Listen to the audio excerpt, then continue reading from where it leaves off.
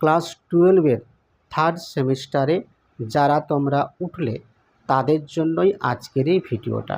তাই তোমরা ভিডিওটা না টেনে প্রথম থেকে শেষ অবধি দেখো, এবং যদি কোনো জায়গায় বুঝতে কোনোভাবেই অসুবিধা হয় অবশ্যই আমাকে কিন্তু কমেন্ট করে বিষয়টা জানাও।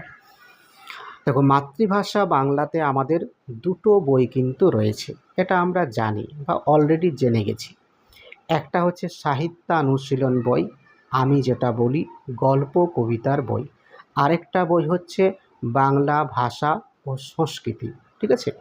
তো এই দুটো বইয়ের মধ্যে যেটা সাহিত্যানুশীলন বই বা গল্প কবিতার বই, সে বইটাতে খুব একটা মাথা ব্যথা নেই।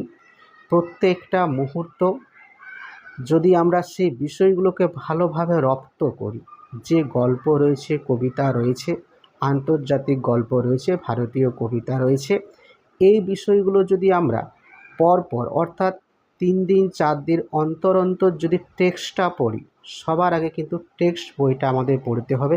কারণ এমসিকিউ প্যাটার্নে কোশ্চেন আসবে, কোশ্চেনের সংখ্যা হচ্ছে 40 এবং মার্কস হচ্ছে 40। সুতরাং 40-এ 40 পেতে গেলে আমাদের প্রচুর পরিমাণে কিন্তু খাটতে হবে, টেক্সট বই পড়তে হবে, ডাউট ক্লিয়ারিং করতে হবে, এবং কনসেপচুয়াল কোশ্চেন, শুধুমাত্র তথ্যমূলক বা ইনফরমেটিভ কোশ্চেন আসবে এমনটা কিন্তু নয়। তাই কনসেপচুয়াল কোশ্চেন, একটা গল্প পড়ার পর সেই গল্পের কত রকম কিন্তু কনসেপচুয়াল কোশ্চেন হতে পারে, একটা গল্পের ভিতরে গিয়ে সেই গল্পকার কোন দৃষ্টিভঙ্গিতে গল্পটা লিখেছেন, তার মধ্যে যদি কোনো সমাজ ভাবনা থাকে সেটা বলতে হবে, কোনো মনস্তাত্ত্বিক যদি চেতনা থাকে সেটা বলতে হবে, যদি রাজনৈতিক কোনো ভাবনা থাকে, সাংস্কৃতিক যদি ভাবনা থাকে, এই সব কিছু ছাড়িয়েও যদি আরও বিশেষ কোনো বার্তা, কোনো শিক্ষণীয় বার্তা যদি গল্প কবিতার মধ্যে থাকে, তাহলে সেটাও কিন্তু আমাদেরকে ভালোভাবে বুঝতে হবে।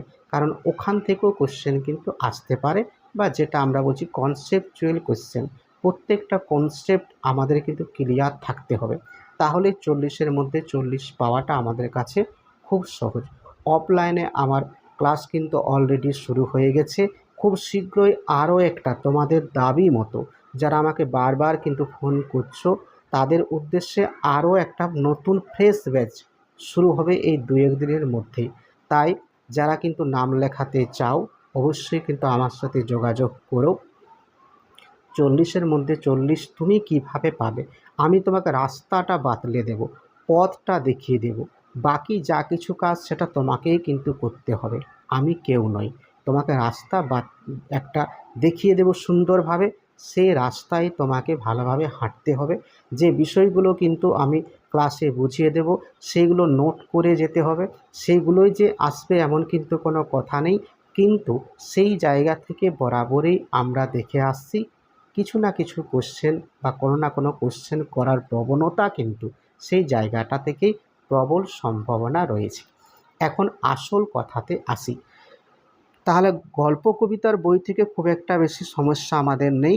মাঝে মধ্যে বইটা রিডিং দিতে হবে, গল্পগুলো বারবার পড়ে যাতে মুখস্থর মতো লাইনগুলো চলে আসে, অপশনটা দেখলেই যাতে আমাদের মনে পড়ে হ্যাঁ এটাই হবে, বা যাতে করে গোল্লা পাকাতে বা অপশনটা চুজ করতে আমাদের সুবিধা হয়। কবিতাগুলো কিন্তু ছোট ছোট কবিতা, তোমাদের 3টে কবিতা পাঠ্য রয়েছে। বারবার পড়ে কবিতাগুলো যাতে মুখস্থ হয়ে যায় সেইভাবেই কিন্তু আমাদেরকে ঘন রিডিং মারতে হবে। 3 দিন 4 দিন 5 দিন ছাড়া বারবার করে কবিতাগুলো পড়তে হবে। শুধুমাত্র দায়সারা হিসেবে পড়লে হবে না, সিরিয়াসভাবে পড়তে হবে।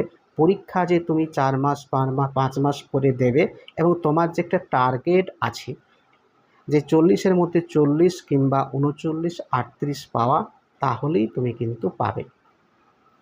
এবং সেভাবেই আমাদের কিন্তু তৈরি হতে হবে প্রথম থেকেই। জোর কদমে কিন্তু এখানে মক টেস্ট এবং সেই যে কবিতা গল্প রয়েছে সেই বিষয়গুলোকে খুঁটিয়ে বোঝানো হচ্ছে, এবং তার যে ভিতরে যে অনেক রস রয়েছে সেই বিষয়গুলো তোমাদের সামনে উপস্থাপন করা হচ্ছে অফলাইন ক্লাসে। এরপরে আমি আসি যে আমাদের বাংলা ভাষা ও সংস্কৃতি, এই বইটা কিন্তু ছেলে মেয়েদের একটা মাথা ব্যথার কারণ। অনেকেই আমাকে প্রশ্ন করে কোনটা পড়বো স্যার, কীভাবে পড়বো, কীভাবে শুরু করব। এই বইয়ের অলরেডি একটা টপিক ভাষা থেকে বা ব্যাকরণ থেকে আমাদের ধ্বনিতত্ত্ব হয়ে গেছে, ঠিক আছে। নতুন ব্যাচের জন্য নতুন যারা কিন্তু আসবে তাদের আবার রিভিশন হয়ে যাবে, আর যারা একদম ফ্রেশ ব্যাচে কিন্তু ঢুকবে তাদের নতুন করে শুরু হবে। তো এই বই থেকে আমাদের যে সাহিত্যের ইতিহাস, সেই সাহিত্যের ইতিহাসে 3টে টপিক কিন্তু রয়েছে। একটা হচ্ছে বাংলা গানের ইতিহাস, 2 নাম্বার হচ্ছে বাঙালির বিজ্ঞান চর্চা, 3 নাম্বার হচ্ছে বাঙালির ক্রীড়া সংস্কৃতি। পুরনো সিলেবাসেও এই 3টে টপিক আমাদের ছিল। এখান থেকে প্রচুর কিন্তু পড়তে হয়, তবু আমি এখানে সাজেশন করি বা সাজেশন করার একটা দুঃসাহসিকতা দেখাই। গত বছর ছেলেমেয়েরা যেটা বলেছিলাম সেই কোশ্চেনগুলোই তারা কিন্তু কমন পেয়েছে। তবু কমনের লোভ কিন্তু আমি দেখাই না। গত বছর পড়েছে মানে এই বছরও পড়বে এমন কিন্তু কোনো নিশ্চয়তা নেই, কারণ এমসিকিউ প্যাটার্নে আমি বলতে পারি না যে এই 20টার মধ্যে আসবেই কিংবা 30টার মধ্যে আসবেই। এত বড় প্রতারণা, প্রবঞ্চনা করার সাহসিকতা এবং দুঃসাহসিকতা কোনোটাই কিন্তু আমার নেই। তাহলে এগুলো কিন্তু খুঁটিয়ে খুঁটিয়ে এগুলো নোট তোমাদের দেওয়া হবে, সেই অনুযায়ী কিন্তু আমাদের এখানে মক টেস্ট হবে। চাইলে আমরা কমন পেতে পারি, না কমন পেলেও কিন্তু এত পরিমাণ কোশ্চেন তোমাদের দেব যাতে করে ছেলেমেয়েরা কমন পাওয়ার মতোই তোমাদের একটা অবস্থা কিন্তু তৈরি হবে বা আত্মবিশ্বাস বেড়ে যাবে। বারবার মক দেওয়ার ফলে অনেক কোশ্চেন কিন্তু আস্তে আস্তে করে এটা আমাদের কালেক্ট হয়ে যাবে। নেক্সট আসি ভাষা বা ব্যাকরণ। এখান থেকে তোমাদের কিন্তু 10 নাম্বারের কোশ্চেন আসবে, ঠিক আছে। মোট 10টা নাম্বারের কোশ্চেন আসে।